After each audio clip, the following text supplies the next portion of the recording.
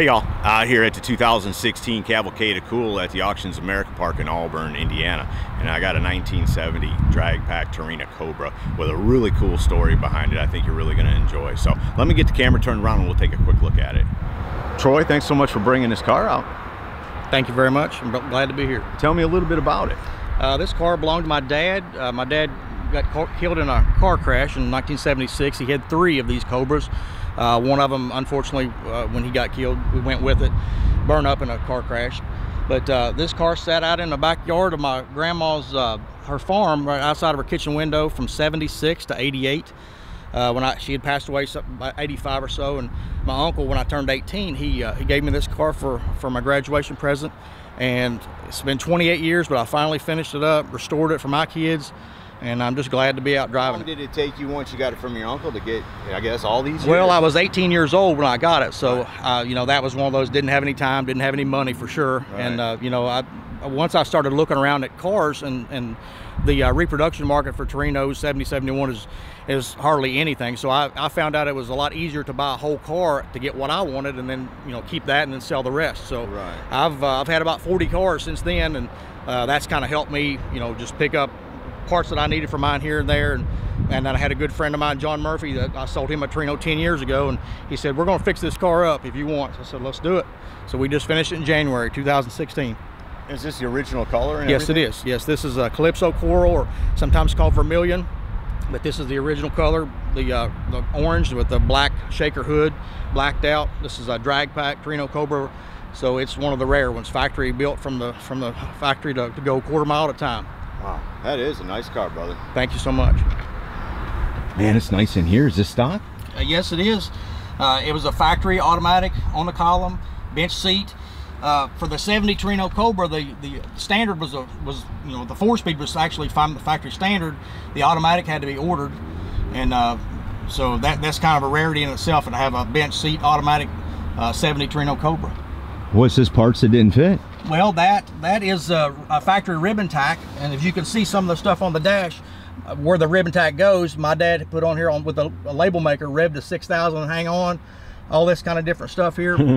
But those ribbon tacks are extremely rare, so every time I get one, I usually have buyers that's looking for one, so I'll take it out of my car and show it runs and then put a clock back in. I got you. No, that is really nice.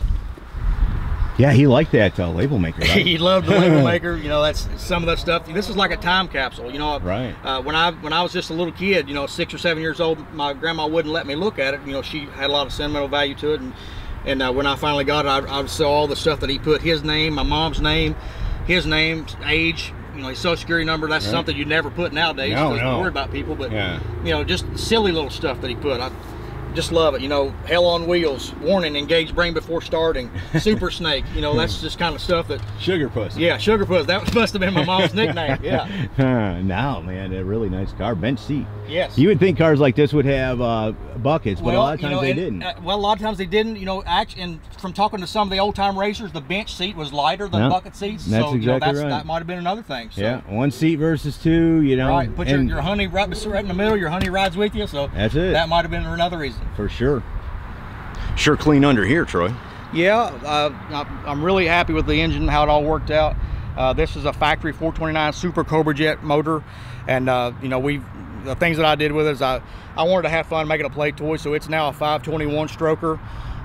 You know, it's got the aluminum wind stealth intake and a lot of the aftermarket stuff. I'm not really a perfectionist as far as originality.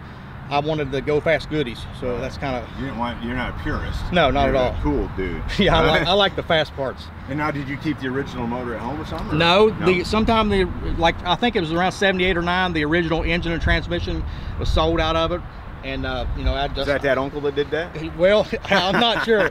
Somebody did it, but not sure. But you know, and that's really not a big deal because these were a factory drag race cars from the factory, so a lot of them they got blew up on the track, and they just stuck a different motor in them. So well, and when the motor's gone, it's gone. Ain't nothing you do about right. it. So yeah, you did. You know, one of the things with the drag pack cars is you see the oil cooler. You know, this is a really extremely hard to find.